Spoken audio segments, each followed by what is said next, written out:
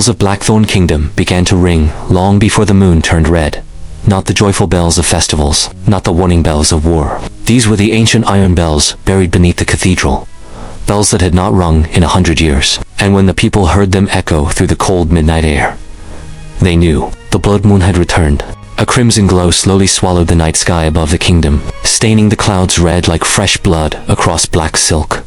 Villagers froze in the streets. Mothers pulled children indoors.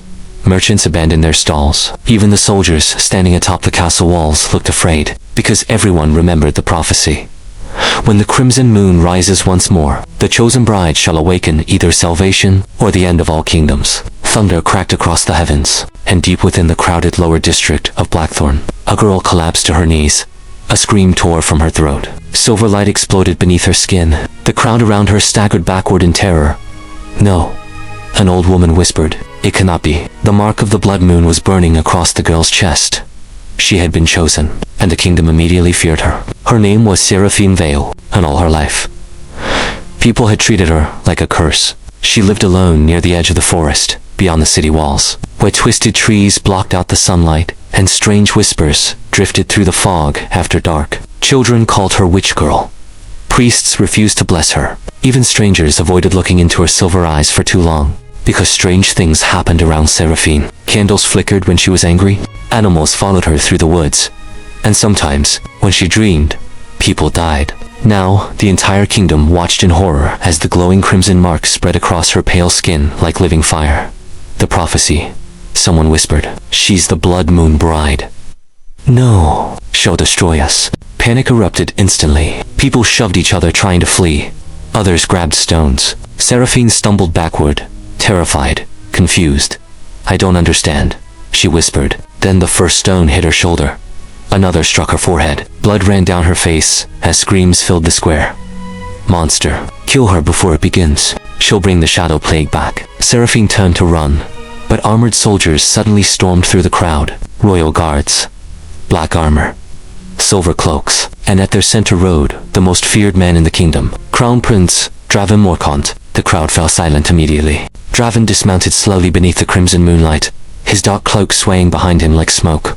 Tall, cold, unreadable. A sword forged from black steel hung at his side. His face carried no warmth, only scars, only silence. Stories about him spread across the kingdom, like ghost tales, that he'd slaughtered shadow beasts at 16, that he'd survived the cursed northern wars alone, that he felt no fear and no mercy. His icy gray eyes locked onto Seraphine for one long moment.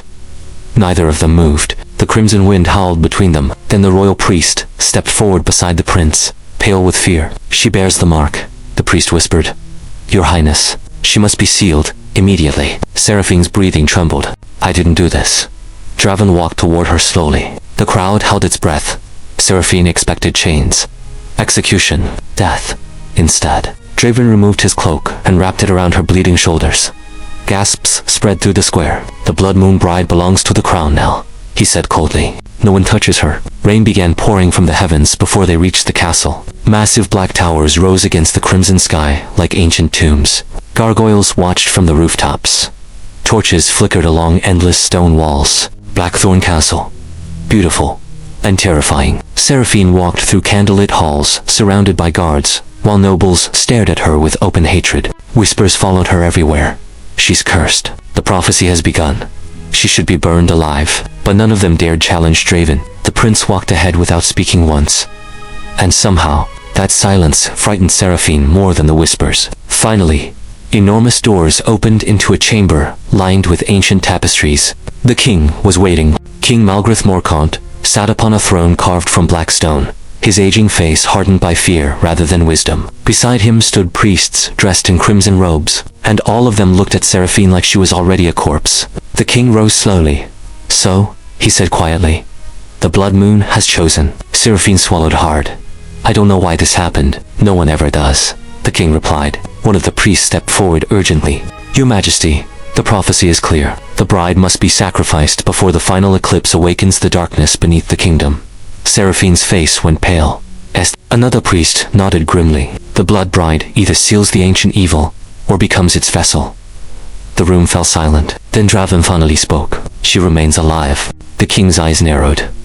You would defy sacred law. I would avoid panic, Draven answered coldly. If the people learn the crown murdered the chosen bride before understanding the prophecy, rebellion will follow. The priests exchanged uneasy looks, but Seraphine noticed something else. Draven wasn't looking at the king. He was watching the shadows near the ceiling, like he sensed something moving there. Suddenly, every candle in the chamber extinguished at once. Darkness swallowed the room. The priests screamed. Something growled above them. A massive shadow creature burst across the ceiling like living smoke, its glowing white eyes opening in the dark. Chaos exploded instantly. Guards drew swords. The creature lunged straight toward the king.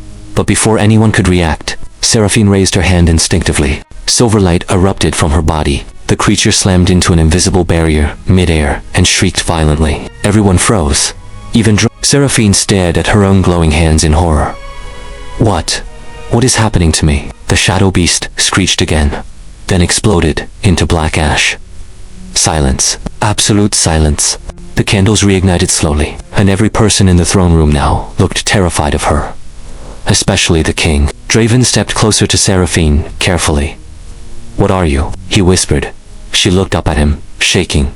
I don't know, but deep beneath the castle, something ancient suddenly awakened. A low rumble echoed through the stone floors. The priests turned pale. Then one of them whispered the words no one wanted to hear. The tomb seal. Cracks began spreading across the throne room walls. Black smoke leaked through the stone. And from somewhere far below the kingdom, a monstrous roar shook the entire castle. The ancient evil beneath Blackthorn had heard the Blood Moon Bride awaken, and it was coming for her. As the castle trembled violently around them, Seraphine lost her balance, and Draven caught her before she could fall. For the briefest moment, their eyes locked. Her silver gaze filled with fear. His cold expression finally cracked with something dangerously unfamiliar. Then, a deafening explosion erupted beneath the throne room floor. The stone shattered open, and a gigantic claw of darkness burst upward from the abyss below the castle, reaching directly for Seraphine.